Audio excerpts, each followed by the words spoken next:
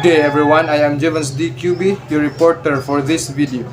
My report is all about the school-based management or the SBM and school improvement plan or the SIP.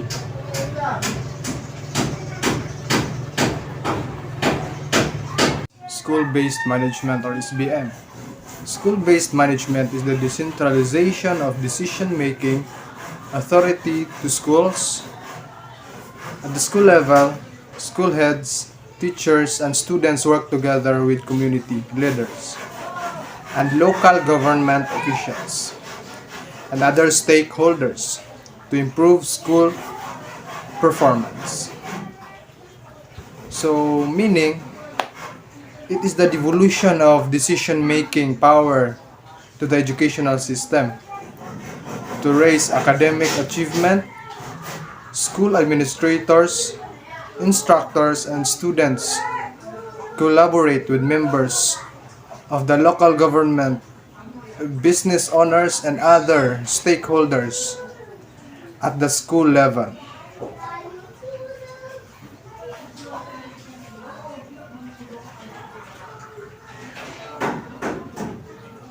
So, school-based management has specific aims or objectives. Specifically, it aims to empower every school to continuously improve its performance in attaining desired outcomes for students. So it gives each school the tools it needs to keep upping its performance in achieving the goals it has set for the kids. Next, it engages stakeholders in shared decision making. So meaning it involves all parties in the decision making process. Then, lead the school staff together with other stakeholders in identifying and addressing school issues and concerns that affect student outcomes. Meaning, it assesses other interested parties and the school personnel in identifying and resolving issues and concerns at the school that have an impact on student outcomes.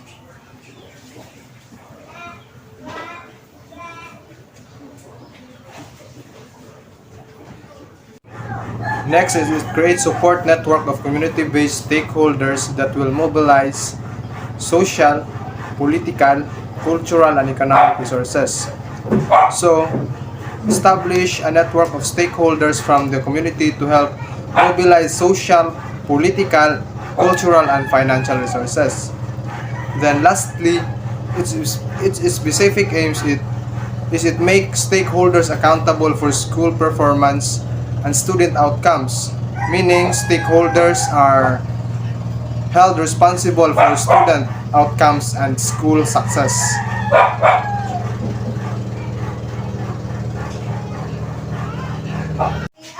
So now let us proceed to the legal basis of the school-based management. So the Local Government Code of the Philippines, Republic Act 7160 enables communities to be more effective partners in the attainment of national goals.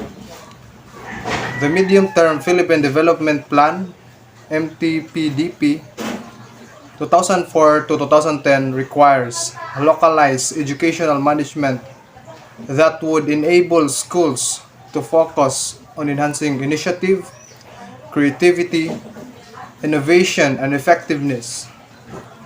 Governance of Basic Education Act, Republic Act 9155, emphasizes decentralization of school governance.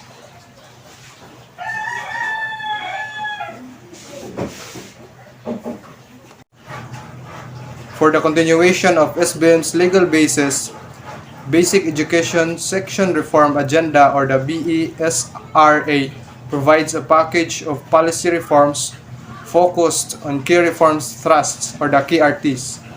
KRT deals on continuous school improvement through active involvement of stakeholders. It is anchored on the principle that those who are directly involved in and affected by school operations are in the best position to plan, manage, and improve the school. The School First Initiative, or the SFT of 2004, empowers educational leaders and stakeholders to focus on school improvement and total well-being of school children.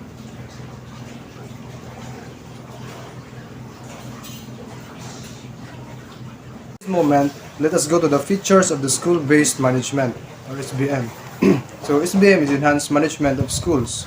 It is characterized by, first, shared vision. It is the collective dream of the major stakeholders for the school. It is the unifying and sustaining factor that upholds the values, beliefs, and culture of the school community. It is the core message and establish the principle of high performance of learners. Then next is the shared mission. It is the commitment to pursue necessary tasks in realizing the vision. A shared mission drives the team to undertake actions to effect planned improvements.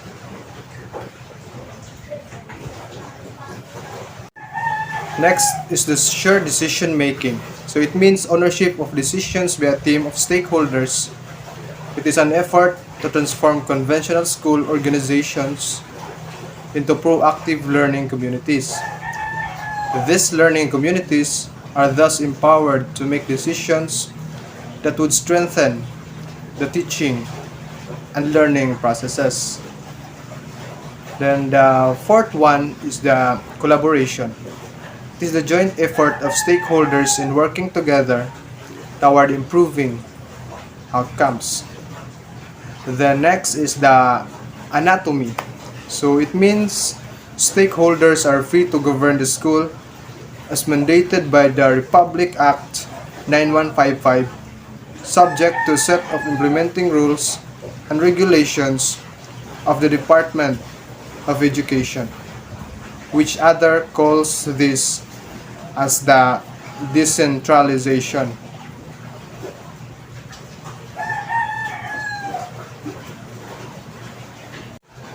Next is the accountability. It is the acknowledgement and assumption of responsibility for all actions, decisions, policies, outputs, and outcomes.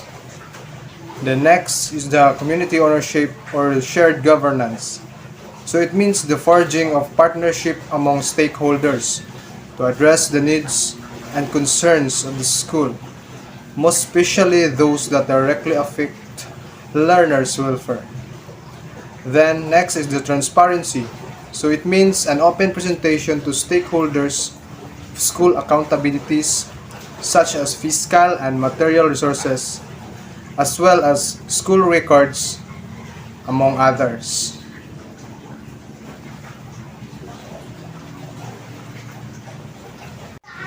The school-based management portal has four different components. Letter A, leadership and governance. So a network of leadership that provides the vision and direction to the education system, making it relevant and responsive. The context of diverse communities. Letter B is the curriculum and instruction. So the learning system collaboratively developed and continuously improved, anchored on the community and learners' contexts and aspirations.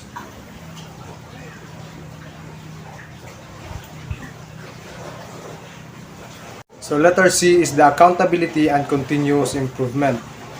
A clear, transparent, inclusive, and responsive accountability system is in place, collaboratively developed by community stakeholders, which monitors expected and actual performance, which continually addresses the gaps and ensures a venue for feedback and redress. Then the last and the fourth component is the management of resources. So resources are collectively and judiciously mobilized and managed with transparency, effectiveness, and efficiency. So That's all. So that is all for the school-based management. So at this juncture, let us proceed to the school improvement plan or the SIP.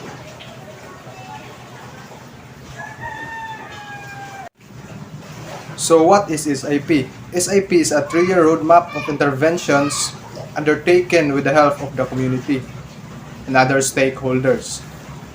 It serves as a basis for the annual implementation plan or the AIP and annual procurement plan or the APP formulated based on evidences, results, and intended outcome for the learners. It is also an education development plan that embodies the vision and mission of the school. So meaning, the SIP or the School Improvement Plan is a 3-year program of initiatives carried out with assistance from the community and other stakeholders. So it informs the foundation of the Annual Implementation Plan or the AIP and Annual Procurement Plan or the APP, which are developed based on data, findings, and targeted outcomes for students. So it is an education development plan that reflects the school's goals and its objectives. Let us proceed to the legal basis of School Improvement Plan or the SIP. So the issuance of DepEd Order Number 44, Section 2015, entitled Guidelines on the Enhanced School Improvement Planning or the SIP process and School Report Card or the SRC set the standards on how to conduct planning process in school level. Republic Act 9155, Governance of Basic Education Act of 2001, 6.2.4, states that the school head shall have authority, accountability, and responsibility in developing the school education program and school improvement plan.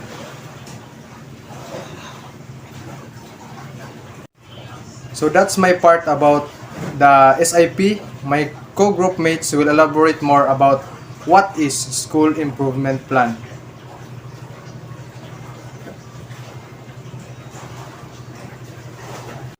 That was all the content of my report. Hope you have learned something from what I have discussed.